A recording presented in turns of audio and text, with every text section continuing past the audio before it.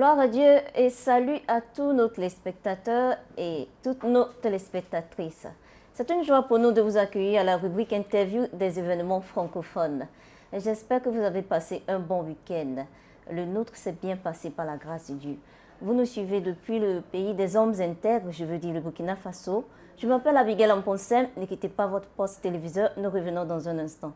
Allez dans le monde entier, prêchez ma parole. Allez dans le monde entier, prêchez ma parole. Je sauverai pour ma gloire tous les égarés. Je sauverai pour ma gloire tous les égarés. Allez dans le monde entier, prêchez. Bon retour de la pause. Alors ce soir, nous allons nous concentrer sur l'un des sujets thèmes de l'année 2025, à savoir servir Dieu avec nos biens. Pour m'aider dans cette tâche, nous avons le secrétaire national de l'église de Pentecôte du Burkina Faso, en la personne de l'apôtre Wendeide Alain Ouedraogo. Apôtre, vous êtes le bienvenu à la rubrique interview des événements francophones. Merci bien, merci. D'accord. Vous allez bien? Très bien, grâce à Dieu et vos prières. D'accord, Dieu merci. Amen. D'accord. Donc nous voulons souligner le fait que l'objectif principal de l'interview de ce soir, c'est de mettre l'accent sur le fait que Dieu est le propriétaire de tout ce que nous possédons et nous ne sommes que des intendants qui prennent soin de ces biens. Donc nous allons aller directement à nos questions.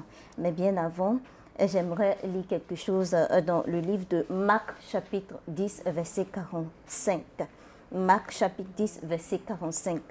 Car le Fils de l'homme est venu pour être, non pour être servi, mais pour servir et donner sa vie comme la rançon de plusieurs.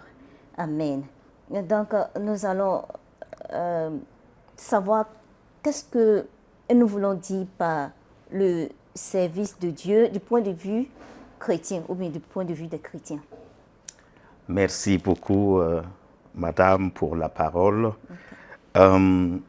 Au travers de ce verset, nous pouvons retenir que notre service à Dieu est une offrande de nous-mêmes.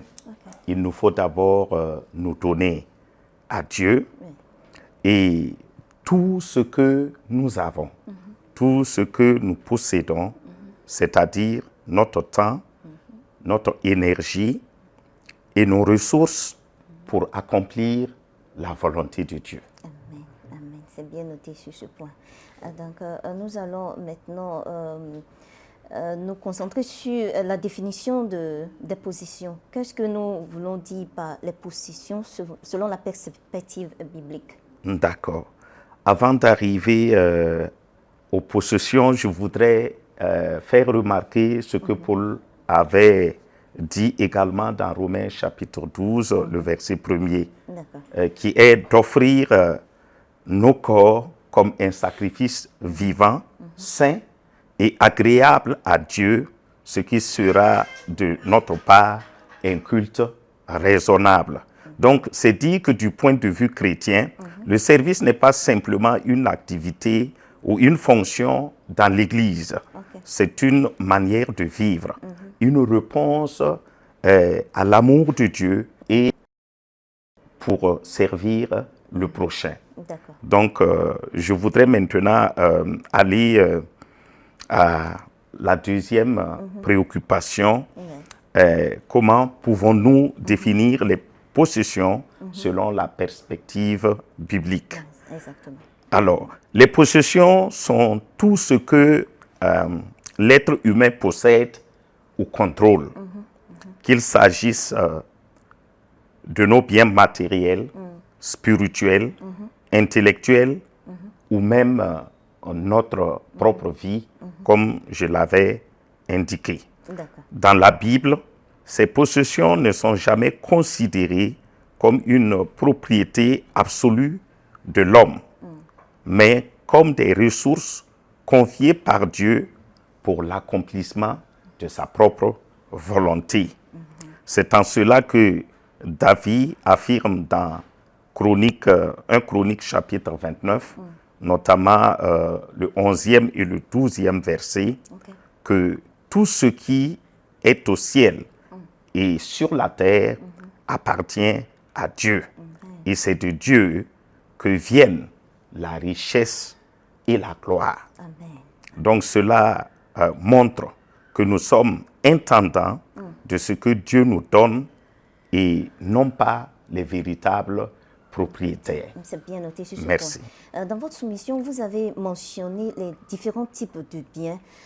Si je me souviens, vous avez mentionné les biens matériels, les biens spirituels, les biens intellectuels. Donc nous allons les prendre l'un après l'autre pour les expliquer. Donc commençons avec les biens matériels. Que voulons-nous dire par les biens matériels? Ok, merci beaucoup. Quand nous parlons de biens matériels, nous parlons de ces biens qui sont visibles, Ok, mesurables ok. et généralement liés aux ressources physiques ou financières.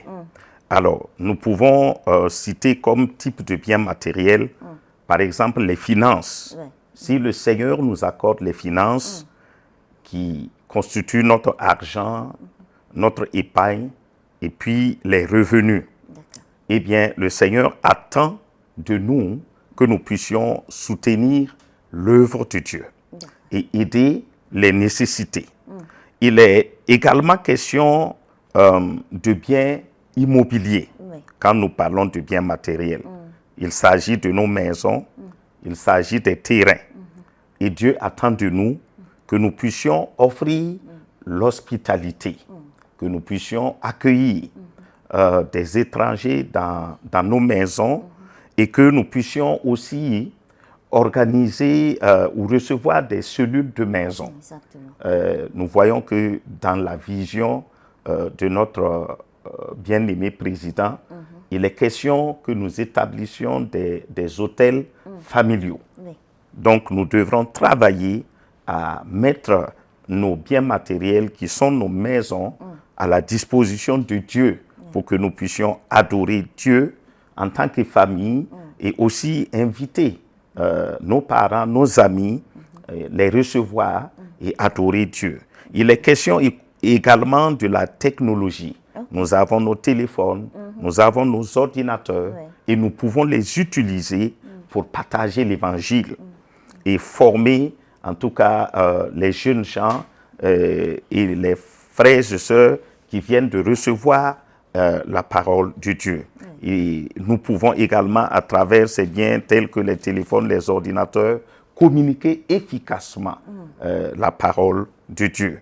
Ensuite, nous pouvons aussi dire que Dieu nous donne la grâce d'avoir des aliments ou d'autres ressources, mais nous devrons utiliser ces biens-là qui constituent la nourriture, l'eau, l'énergie, pour combler aux besoins physiques de ceux qui n'en ont pas et traduire l'amour de Dieu.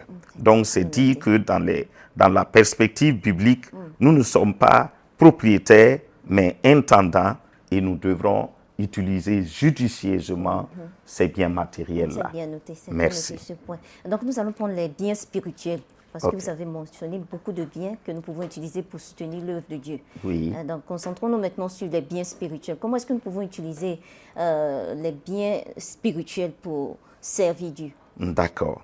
En ce qui concerne les biens spirituels, ceux-ci sont invisibles, Ok. mais puissamment actifs dans la vie du croyant et dans le corps de Christ. Alors, quand nous parlons de biens spirituels, il est question des dons spirituels.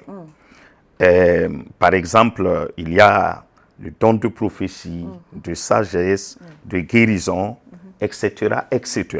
Et nous devons utiliser ces dons pour édifier l'Église, pour l'intérêt de toute la communauté.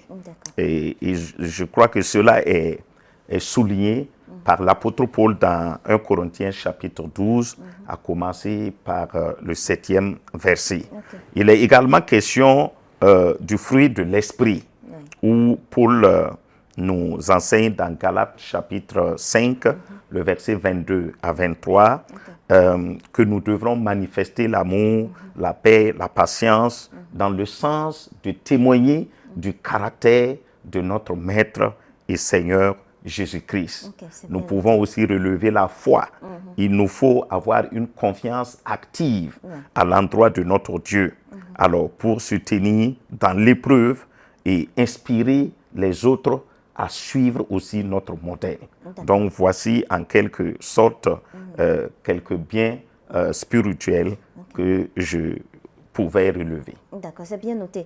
Parlant de biens spirituels, vous avez mentionné les dons.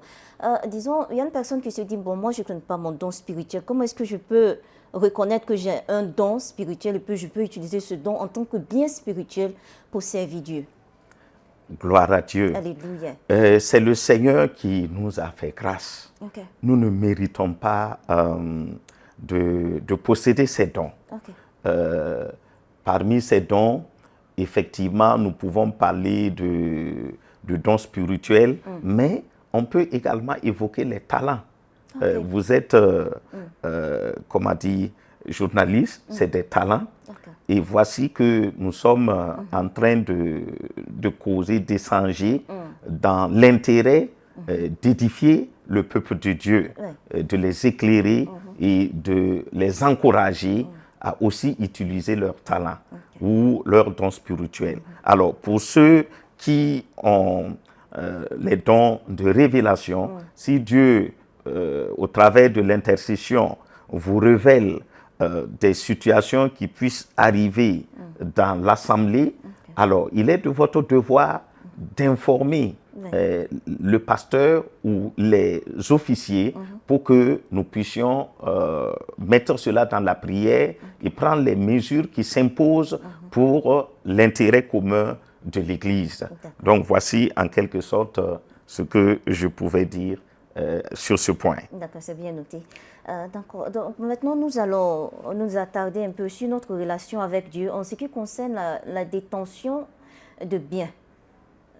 Comment est-ce que nous pouvons expliquer cela? Comment est-ce que nous pouvons démontrer ou faire ressortir cela, notre relation avec Dieu en ce qui concerne la détention des biens? Gloire soit rendue à Dieu. Alléluia. Comme nous l'avons si bien relevé, nous sommes des intendants. Oui.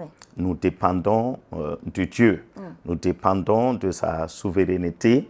Et c'est l'orientation que la parole de Dieu nous donne que nous nous efforçons de suivre pour manifester la gloire du Seigneur. Amen. En effet, la parole de Dieu dit que tout ce que nous ferons soit pour la gloire de Dieu. Alléluia. Donc, notre relation envers notre Créateur, c'est de faire tout pour sa seule gloire.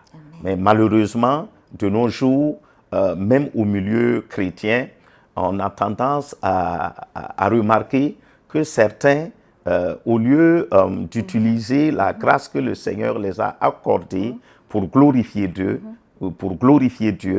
cherchent à plutôt chercher leurs propres intérêts ou alors se glorifier soi-même.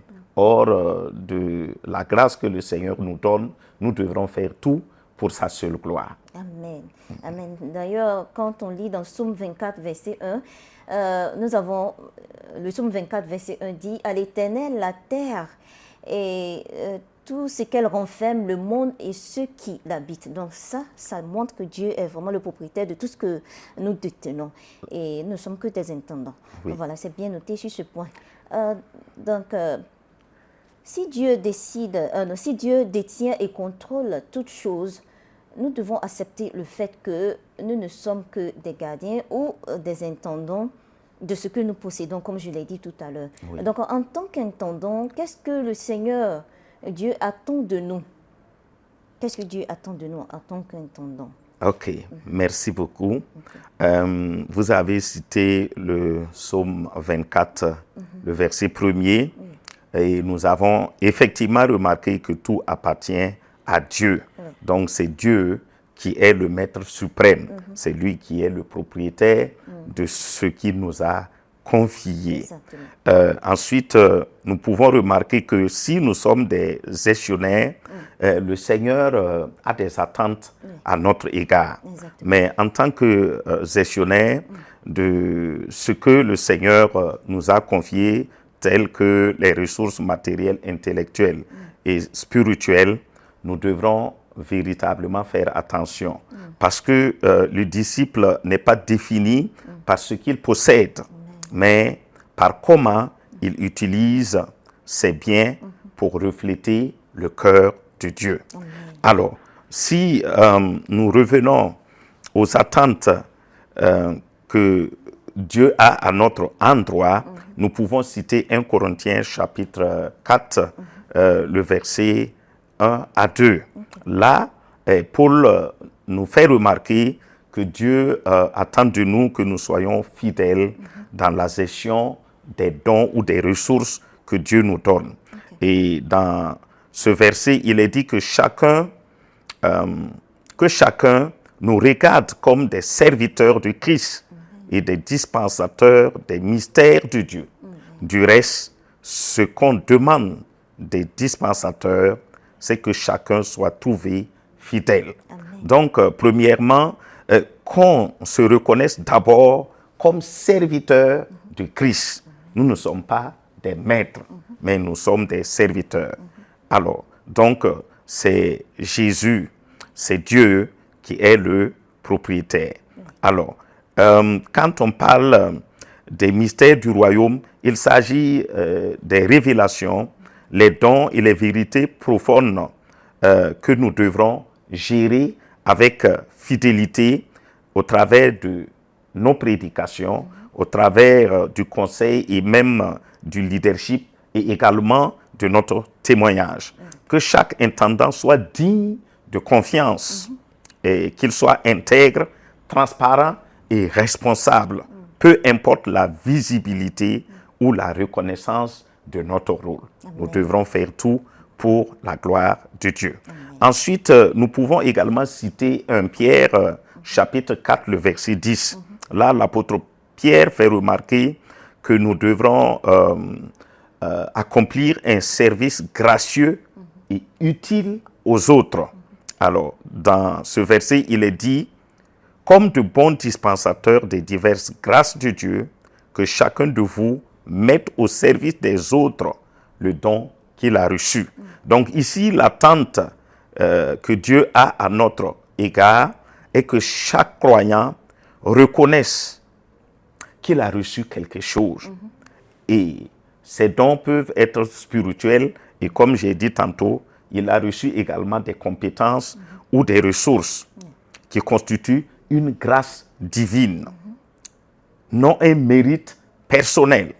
Donc que ces dons soient utilisés activement et volontairement pour bénir les autres dans un esprit de service et non d'orgueil. Donc nous ne devrons pas utiliser ces dons-là pour nous montrer, loin de là. Donc Dieu veut que nous soyons humbles dans l'exercice de ces dons. Ensuite, que la gestion de ces dons soit faite avec excellence et bienveillance pour glorifier Dieu et faire grandir notre communauté. Donc de ces deux passages combinés, nous pouvons voir un fondement solide pour une théologie de l'intendance chrétienne. Il nous appelle à une gestion active et fidèle des ressources divines, qu'elles soient spirituelles ou matérielles, avec une orientation claire vers le service de donner gloire à Dieu. C'est bien noté sur ce point. Donc, dans Matthieu 9, versets 37 et 38, et je lis, alors il dit à ses disciples, la moisson est grande, mais il y a peu d'ouvriers. Priez donc le maître de la moisson d'envoyer des ouvriers dans sa moisson. Donc, sur la base de ce verset, ou ces deux versets, nous allons discuter de la manière dont nous pouvons servir Dieu avec nos biens. Merci pour la parole. Dans la vision 2028, qui est une réponse directe à la grande commission de notre Seigneur et Sauveur Jésus-Christ, nous sommes appelés à posséder les nations en déployant toute l'Église pour qu'elle transforme son monde avec les valeurs et les principes du royaume de Dieu. Alors, ce mandat est très cher à notre président, l'apôtre Éric Nyamike, et de nous tous. Il nous appartient donc de nous lever et de répondre à cet appel avec la plus grande urgence, en nous engageant sans limite et avec véritablement un zèle pour servir Dieu. Ce mandat confié à l'Église s'aligne étroitement sur l'appel de Jésus aux ouvriers de la moisson. La moisson est grande, mais il y a peu d'ouvriers. Priez donc le maître de la moisson d'envoyer des ouvriers dans sa moisson. C'est dire que nous devrons prier, certes, mais nous devrons également mobiliser des ressources de tout genre pour accomplir la grande commission, c'est-à-dire faire des implantations, envoyer des missionnaires, prendre en charge tout ce qui rentre en ligne de compte par rapport à l'évangélisation. Donc, nous sommes interpellés pour comprendre que le Seigneur compte sur nous parce qu'il nous a bénis, il nous a donné toutes les ressources nécessaires pour accomplir cette grande mission qui est de gagner le monde entier. Alors, si on ne prend garde, quand nous considérons la parabole que Jésus a donnée dans Luc chapitre 12, le verset 15 à 21, Jésus raconte une parabole que l'on a appelée le riche insensé et que nous pouvons qualifier de riche sage mais insensé parce qu'il a pu organiser, en tout cas en travaillant durement, il a gagné. C'est parce qu'il a mis son intelligence en jeu. Il a été sérieux. Mais malheureusement, il n'a pas compris que le Seigneur attendait de lui qu'il puisse participer à l'œuvre d'évangélisation ou à travailler pour gagner des âmes. Il s'est réjoui en disant « Mon âme, réjouis-toi, repose-toi maintenant, tu en as assez. » Il n'a pas vu la mission. Donc c'est aussi une interpellation pour toute l'Église aujourd'hui, que nous puissions véritablement travailler pour être riches dans le Seigneur, plutôt que d'être riches en réalisant en tout cas ce que nous voulons et qui un jour va véritablement partir en fumée. D'accord, c'est bien noté. Donc Dieu nous interpelle que nous soyons riches dans son œuvre, que nous utilisons nos richesses pour soutenir son œuvre. Ne quittez pas votre poste téléviseur, nous allons prendre une pause et revenir dans un instant. Allez dans le monde entier, prêchez ma parole. Allez dans le monde entier, prêchez ma parole. Je sauverai pour ma gloire tous les égarés. Je sauverai pour ma gloire tous les égarés. Allez dans le monde entier, prêchez. Bon retour de la pause. Avant de prendre la pause, nous étions en train de discuter du fait que Dieu attend de nous que nous utilisions nos ressources financières, nos biens pour soutenir son œuvre. Maintenant, la Bible présente de nombreux exemples de personnes et de communautés qui ont offert le meilleur d'elles-mêmes pour la gloire de Dieu. Donc nous allons discuter des exemples bibliques sur le fait de servir Dieu avec nos biens. Ok, merci beaucoup. Effectivement, la Bible nous donne une belle illustration de vaillants hommes et femmes de Dieu qui se sont illustrés en donnant de leurs biens pour l'avancement du royaume de Dieu. Nous pouvons prendre l'exemple du roi David dans 1 Chronique 29, le verset 2.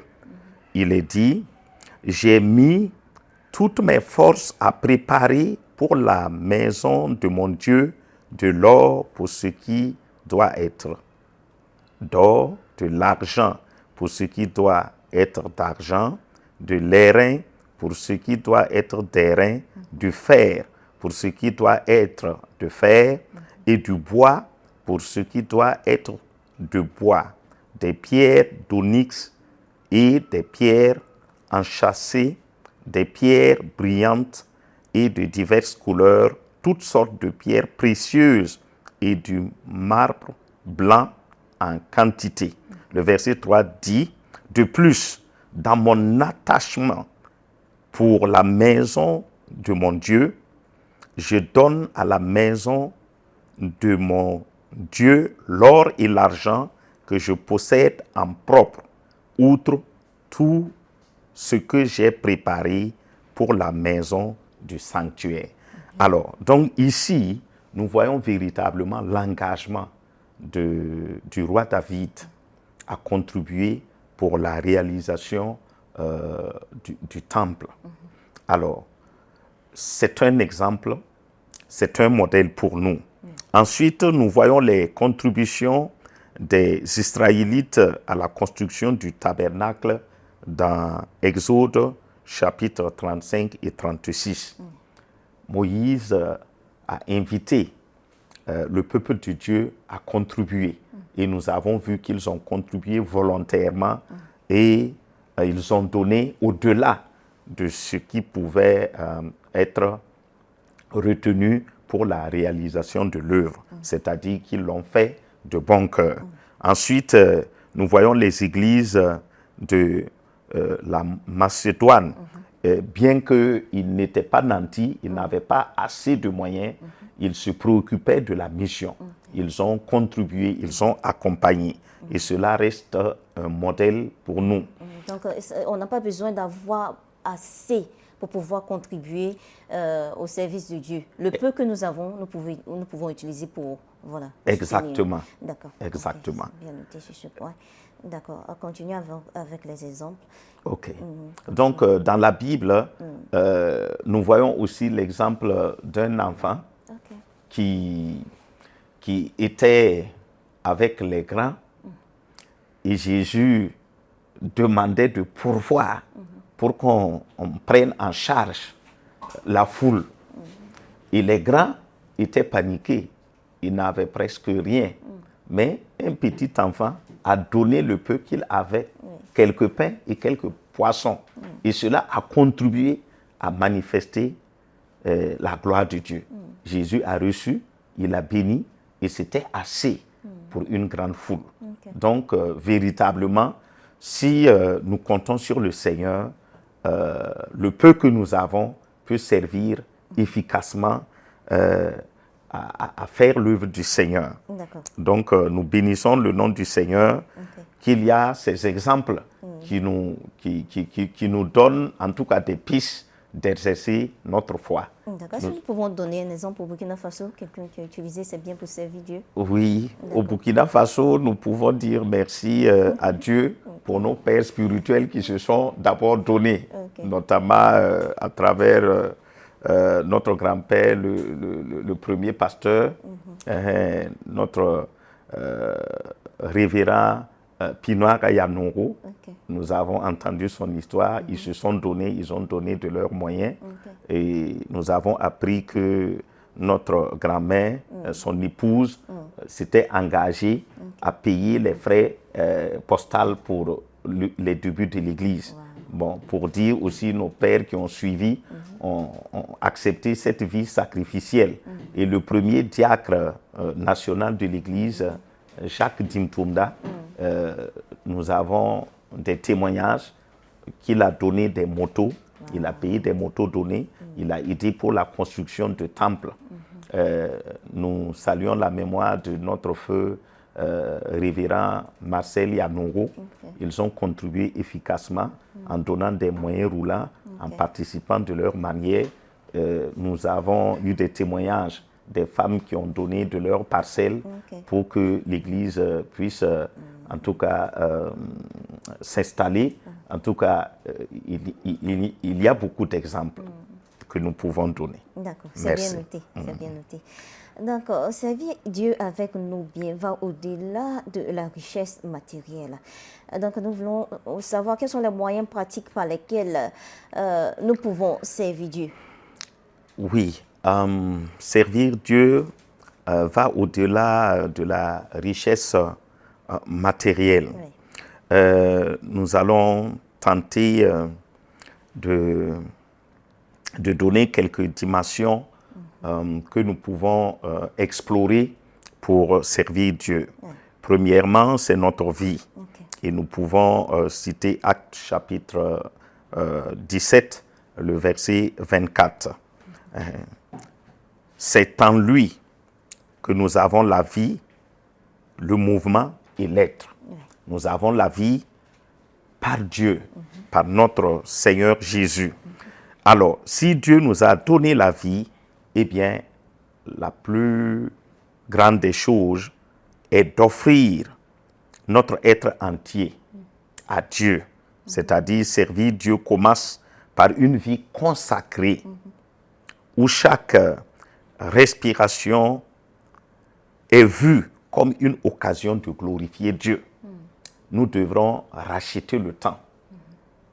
L'apôtre Paul dit que nous devrons racheter le temps car les jours sont mauvais. Nous devrons considérer cela.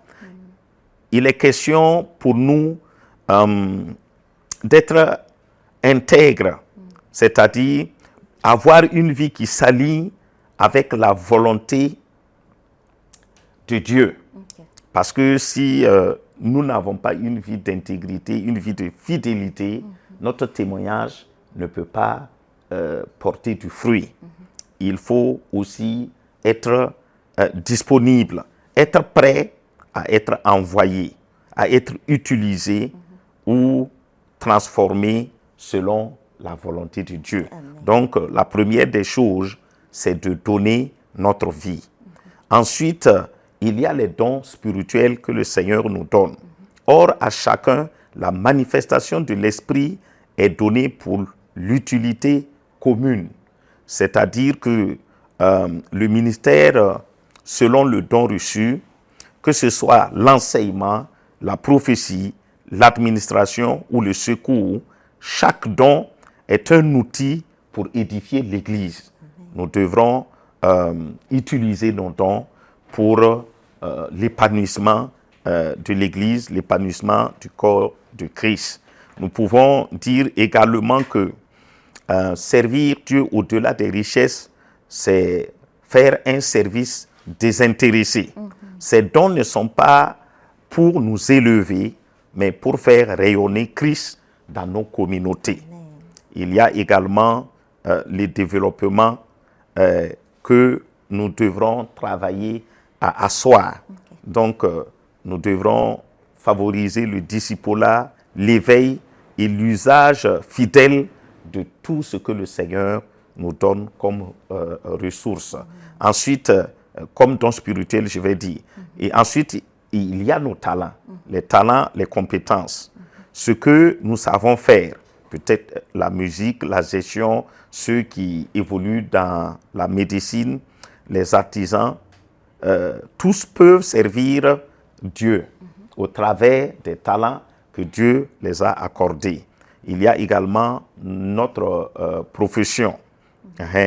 Nous devrons utiliser les métiers que nous faisons pour témoigner de l'amour de Dieu. Il y a également, comme je l'avais dit plus haut, nos maisons. Dans Actes chapitre 2, le verset 46, il est dit que la première église se retrouvait souvent dans des maisons pour célébrer. Nous devrons exercer l'hospitalité, c'est-à-dire accueillir les chrétiens et les non-chrétiens pour pouvoir les évangéliser. Ensuite, nous devrons offrir nos maisons comme des lieux de prière, se retrouver pour intercéder et manifester également notre solidarité. La question du temps est importante. Au jour d'aujourd'hui, pour trouver du temps pour l'Église ou pour les frères, c'est devenu compliqué. Mais malgré tout, nous devrons travailler à trouver du temps pour servir Dieu et servir notre communauté. Donc, voici un peu quelques points que nous pouvons énumérer. Et que dire de notre intelligence? Nous devrons réfléchir, nous devrons discerner pour voir davantage comment servir mieux notre Seigneur et comment servir notre Église. Donc, en résumé, servir avec nos biens, c'est transformer chaque domaine de notre vie en un hôtel vivant. Ce n'est pas juste donner ce que l'on a, mais offrir qui l'on est. On doit offrir notre être entier avec humilité, avec amour. C'est bien noté. Merci. Ok, donc servir Dieu avec nos biens présente des défis, n'est-ce pas? Oui. Donc maintenant, nous allons nous concentrer sur les défis et les réalités liées au fait de servir Dieu avec nos biens. Effectivement, servir Dieu avec ses biens présente d'énormes défis. Ok, Et nous allons tenter d'énumérer quelques défis. d'accord. Il y a premièrement la pression financière. Au jour d'aujourd'hui, parlant de notre contexte au Burkina Faso, nous sommes confrontés à un défi sécuritaire où exercer les activités ne sont plus comme avant. Donc, il y a une certaine pression qui est là. Donc, le commerce, les différentes activités peinent à marcher. Donc, c'est vraiment difficile, certes, mais malgré tout, nous devrons toujours être fidèles à notre Dieu en le servant avec le peu que le Seigneur nous permet d'avoir. Ensuite, il y a également un manque d'opportunités pour certains jeunes. Alors, certains jeunes croient qu'ils ne peuvent pas servir Dieu pendant qu'ils sont encore jeunes. Ils n'ont pas d'argent, ils n'ont pas de travail. Donc, pour eux, ils trouvent des limites. Or, en réalité, nous devrons d'abord nous donner nous-mêmes. Donc, quand on est jeune, on peut participer au programme de l'Église. On peut être à l'intercession, on peut être au service d'accueil, etc., etc. Mais pour certains jeunes, ils ne savent pas cela. Également, il y a souvent le manque d'enseignement par rapport à l'intendance chrétienne. Donc, ces thèmes que l'Église internationale nous permet de partager vient au bon moment. Parce que souvent, nous n'arrivons pas à communiquer efficacement, à enseigner ce que c'est que l'intendance chrétienne pour que nos églises puissent être outillées pour relever les défis. Il y a également une nécessité d'un environnement accueillant pour le service. Alors, souvent, dans certains milieux, ce n'est pas donné à n'importe qui de servir. Quand tu veux servir, on va peut-être te demander, est-ce que tu es pasteur? Est-ce que tu es officier? Certains ne comprennent pas la nécessité que Dieu invite tout un chacun à œuvrer pour sa gloire. Donc voici quelques défis, la pression financière, le manque d'opportunités pour certains jeunes. Il y a également souvent un manque d'enseignement par rapport à l'intendance chrétienne et il y a la nécessité d'avoir un environnement accueillant pour ce service-là. D'accord, c'est bien noté. Dieu a promis de récompenser, de bénir ceux qui mettent généreusement et fidèlement leur bien au service de ses desseins, je veux dire les desseins de Dieu, Oui. comme le dit dans Hébreux 6, le chapitre 6. Donc nous allons maintenant discuter des bénédictions associées au fait de servir Dieu avec nos biens. Ok, merci beaucoup.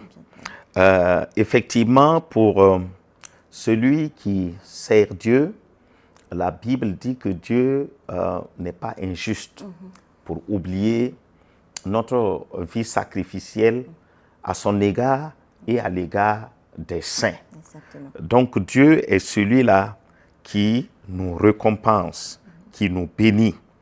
Alors, la première des bénédictions quand nous servons Dieu avec nos biens, c'est la croissance spirituelle. Amen.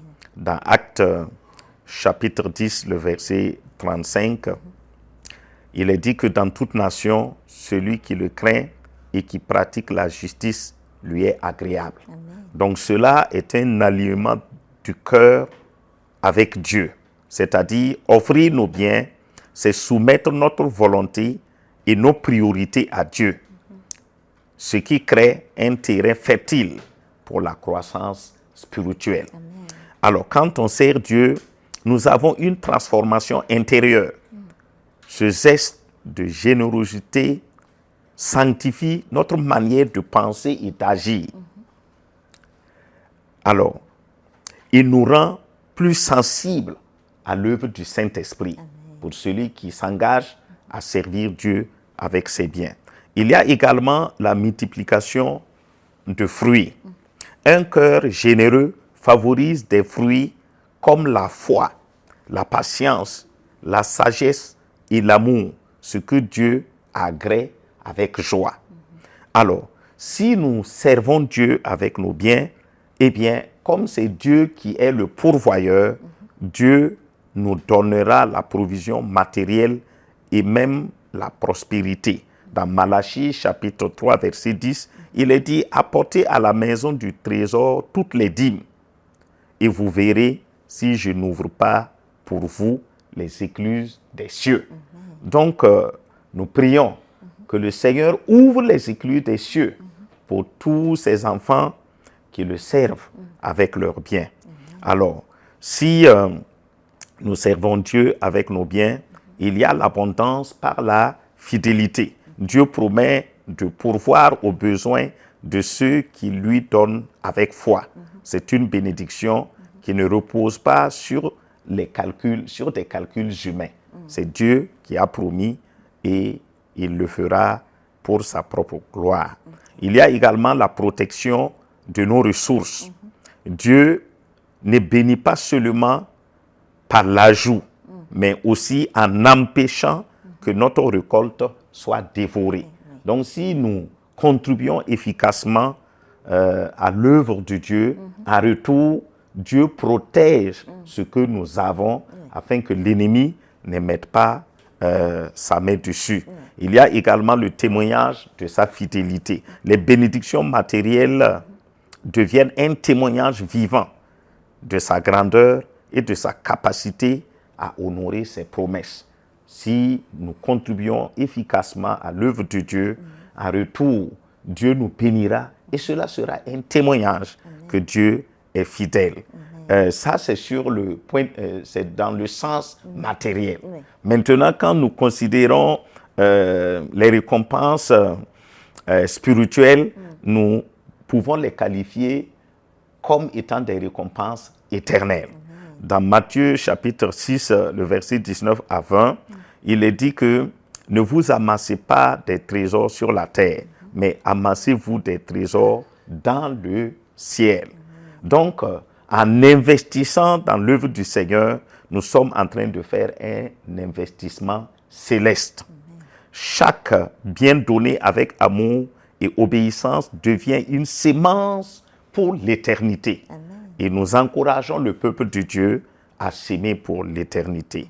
Alors, nous avons également un trésor incorruptible. Ce que nous déposons dans le royaume n'est jamais perdu. C'est sécurisé, hors d'atteinte des voleurs et de la ruine. Donc, pour sécuriser nos biens, il nous faut investir dans le royaume. Et nous avons la joie. Nous avons une joie éternelle en présence de Dieu. Dieu honore dans la gloire ceux qui ont servi avec désintéressement sur la terre. Donc, véritablement, il nous faut servir et servir davantage en donnant nos biens à Dieu. D'accord, c'est bien noté. Donc, apôtre Wendeile, nous allons prendre vos derniers mots avant de tirer les rideaux sur cette discussion intéressante. D'accord. Ok, c'était un honneur pour nous que l'Église internationale a pensé à nous visiter au travers PEN TV. Oui. Donc nous voulons dire merci à Dieu et remercier notre papa, le président international et tout son bureau exécutif. Nous avons été bénis par cette visite et nous croyons aussi que ce que nous avons partagé ensemble sera une bénédiction pour l'Église francophone.